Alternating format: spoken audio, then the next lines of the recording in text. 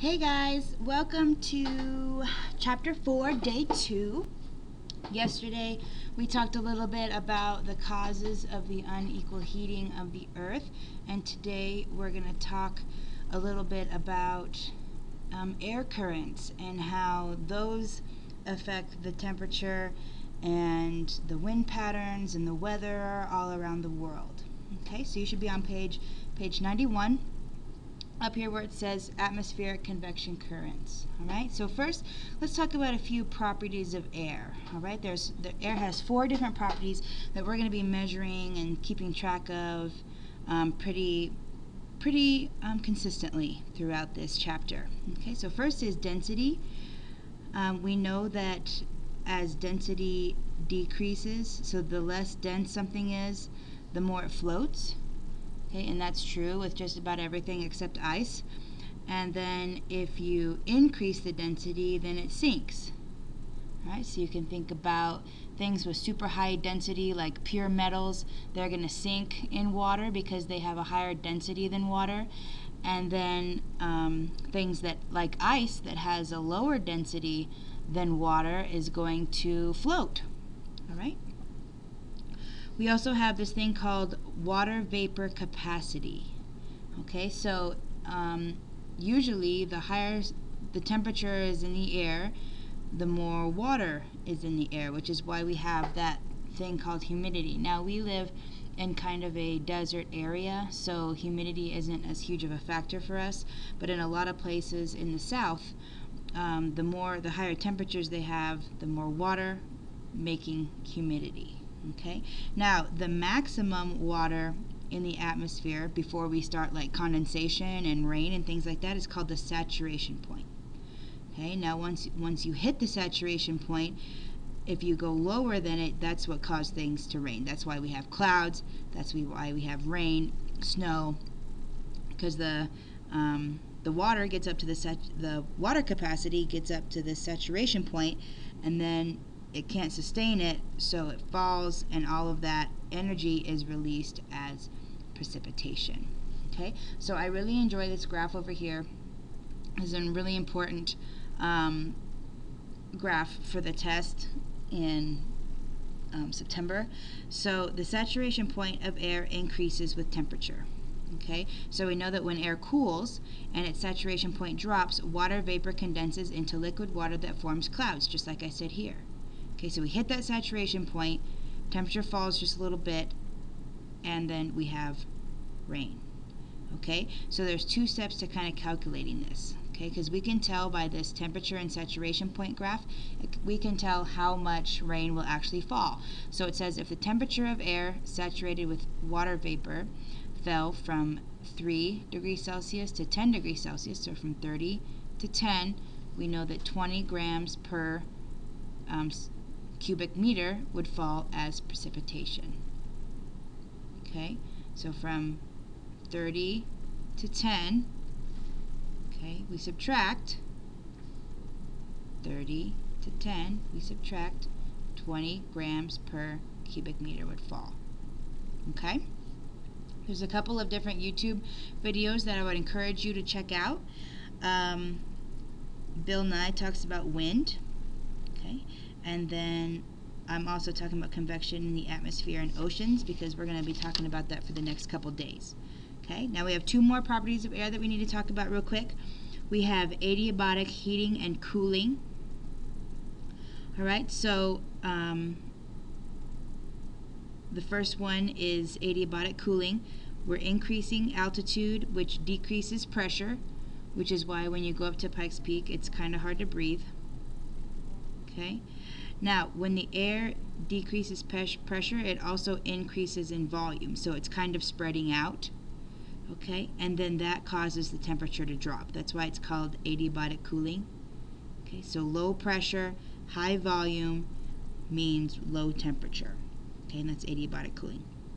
Now, if we decrease altitude, if we go to San Francisco or something that's basically at sea level, you're going to have a higher pressure, you're going to have a lower volume, and thus a higher temperature, which is called adiabatic heating. So basically the air is moving in the troposphere through these different altitudes. It can be way up above Pikes Peak, even way up towards the highest part of the troposphere. Okay, and it's gonna get cooler and cooler and cooler, and we saw that yesterday on this graph. We can tell that as you get higher in the troposphere, you get cooler. Okay, and that's happening because of this phenomenon called adiabatic cooling. Then when you get down towards the Earth's surface, your air mass ends up increasing in pressure, decreasing in volume, which makes it a higher temperature. Okay? Now, let's talk about some of these convection currents.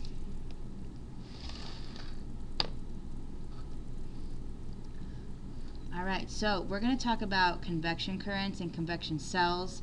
In this chapter, we're going to talk about them when we talk about the ocean. Tomorrow, we're going to talk about them when we get to plate tectonics. So convection currents are all over the world, okay? And they have basically the same mode, like the same process, no matter if it's in the air, if it's in the water, or it's in the magma underneath the Earth's surface, okay? So we're going to remember our properties of air, our 4 properties of air. We're going to remember those, and we're going to think about those as we talk about atmospheric convection currents. So what I did, actually, especially because I'm so visual, is I kind of drew a replication of this figure and kind of condensed the information that makes, so it can make sense to me. Okay, so at area number 1, okay, the sun's heating the air and the air rises. So we know that things that are warmer are less dense, so they are going to rise. Okay, as it's rising, it's going to be doing this adiabatic cooling like we talked about. Okay, we're going to have water vapor and condensation, which causes rain. Okay, so that's why I drew a little cloud. Then when we get a little higher, there's going to be this phenomenon called latent heat release, where the air is going to be expanding and rising. So we're releasing all this energy in the form of rain. So as soon as all that energy is out of this cloud as rain, it's going to move, the air is going to move up even higher, okay, and expanding and rising. Number 4, as we get over here to the top, it's going to start coming down because the warm air is going to be displacing the cool air and moving it kind of north and south. All right, and then at number 5, the cool air is sinking and is being continually warmed as it moves back towards the Earth by adiabatic heating. Okay, now this is what's called a Hadley cell. Okay, this figure is nice because it kind of shows you where it is. Okay, so it says we're at the ITCZ, and the ITCZ stands for Intertropical Convergence Zone. So it's where a bunch of the air currents from, more north and south of the equator are always coming together. Okay, so this is always moving this way. Okay, and we'll talk about why in just a second. Okay, so the ITCZ is this squiggly red line that kind of oscillates around the equator. Hadley cells move from about the equator in the ITCZ to about 30 degrees north and 30 degrees south, which is why we have rainforests along the equator, and we have deserts like the Sahara, like this is Africa, so the Sahara is a desert, and then southern Africa is really desert as well, but then the middle is rainforest, same with South America. Okay, so there's 3 kinds of convection currents going on around the world, and the 2 that we're gonna feel are most important are these polar cells that are gonna be performing convection around the poles. They're gonna be moving towards each other also, and then we also have our Hadley cells, okay, which are moving towards each other. Okay, so the polar cells are 60 degrees north and south to 90 degrees north and south, and the Hadley cells are 30 degrees north to 30 degrees south. Okay, the dotted line is the equator, the solid line is the ITCZ, which is the most intense sunlight on Earth. So scientists have gone around and measured that the most intense sunlight doesn't necessarily follow the equator. It kind of oscillates around this equator, which is why we draw it as a squiggly line. Okay, and that's actually what's going to be creating these Hadley cells, because like we started, number one, our first step is that the air is heated by the sun, and the most intense sun is at the ITCZ. All right, so that's what's creating these Hadley cells. It's responsible for the hot, moist tropics and the hot, dry surrounding deserts, like I told you. Okay, like is in this figure. All right, so next we have Earth's rotation and the Coriolis effect.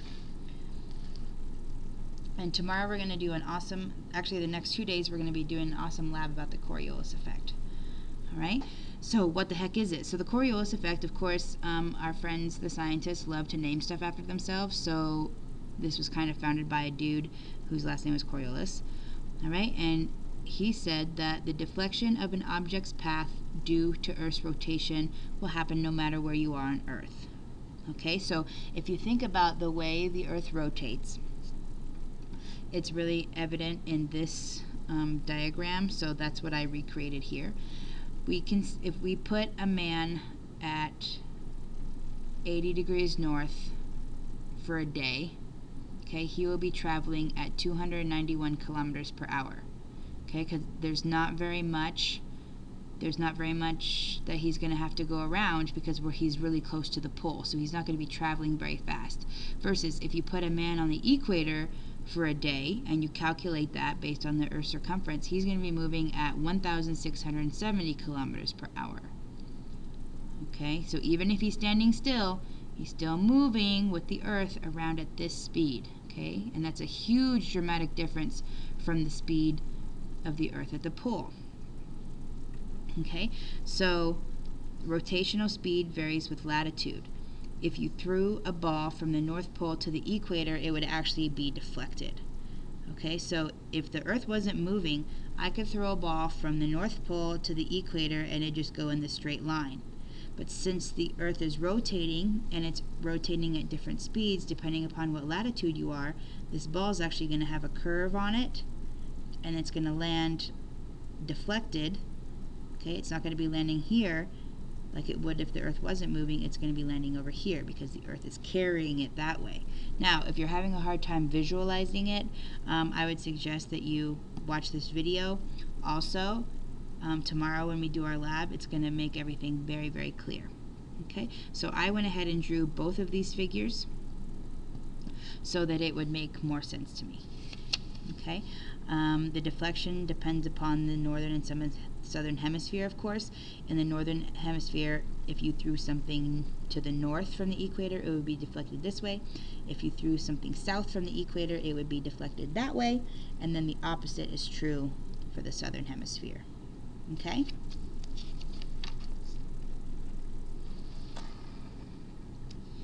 All right, now our last two sticky notes for the day. Okay, how does the Coriolis effect drive these air currents? Okay, and that's kind of a big deal for us, because the reason we have Hadley cells, and polar cells is because of the Coriolis effect. Okay, so I said, due to Earth's motion, no air can move straight north to south or south to north. Okay, so just like if we threw a ball, we can't throw any air perfectly perpendicular, okay, to the equator.